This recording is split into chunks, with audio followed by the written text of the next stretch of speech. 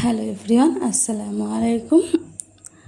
আশা করি তোমরা সবাই ভালো আছো, সুস্থ আছো। আলহামদুলিল্লাহ, আমরাও খুব ভালো আছি। তারপরে হাজব্যান্ডের আবদারে আমি চলে এসেছি রান্নাঘরে হাজব্যান্ডের পছন্দের একটা জিনিস বানিয়ে দেওয়ার জন্য।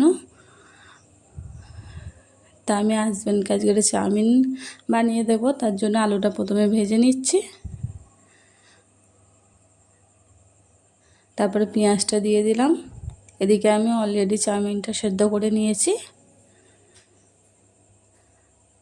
তারপরে আলু ভাজা একটু হয়ে এলে তারপরে ডিমটা ফাটিয়ে ডিমটা একটু নেড়ে চেড়ে নেবো। হাজব্যান্ড যেহেতু এইভাবেই চাউমিন রেসিপিটা পছন্দ করে, তাই ওনাকে এইভাবেই বানিয়ে দিচ্ছি। যে যেটা পছন্দ করে সেইটা বানিয়ে দিলে তাই সে বেশি খুশি হয়। এবার নিজের কষ্টের কারণে যদি ওনার পছন্দের মতো না বানিয়ে দিই তাহলে